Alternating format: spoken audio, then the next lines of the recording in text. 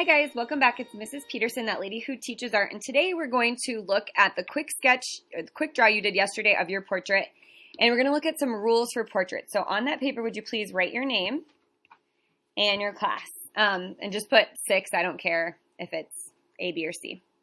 Okay, so today we are going to talk about some basic rules that usually all faces follow. Now, each face might be just a little bit different, but these are some pretty good general rules, okay? So here are directions. You're going to check every box that you did correctly.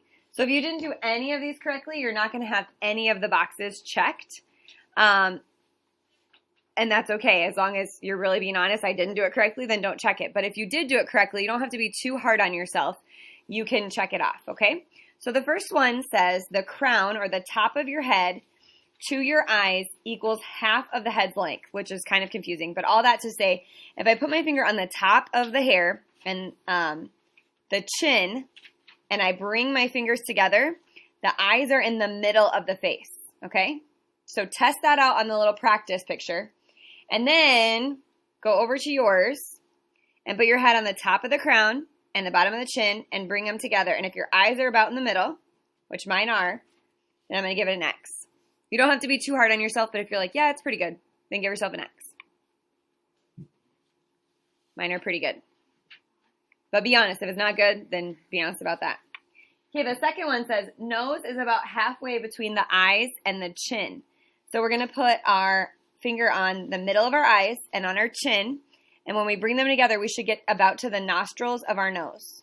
Okay? So try that on yours. Put your finger on your the middle of your eyes and the chin. And are you about to your nose? Mine's pretty good.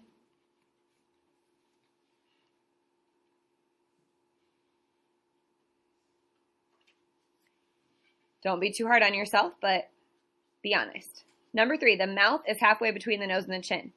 A lot of times people get the mouth too high, and I'm wondering if mine is. If I put my finger on my nostrils and my chin, and I bring them together, yep, my lips are not where they should be, so I'm not checking this one.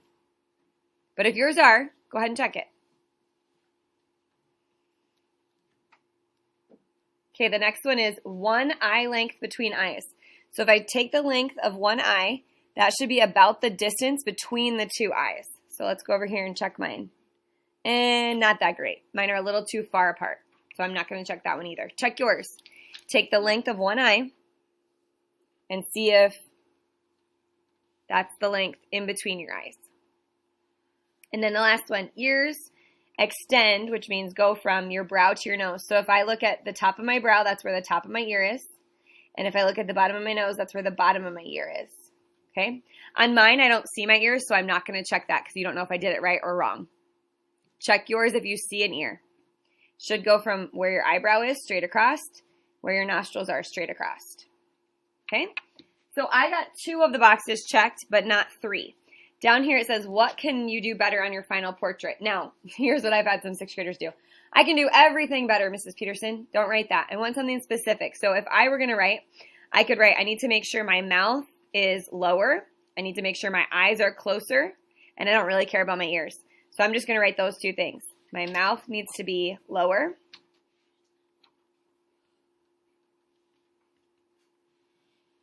And my eyes need to be closer. Write what you need to do specifically. Don't put everything.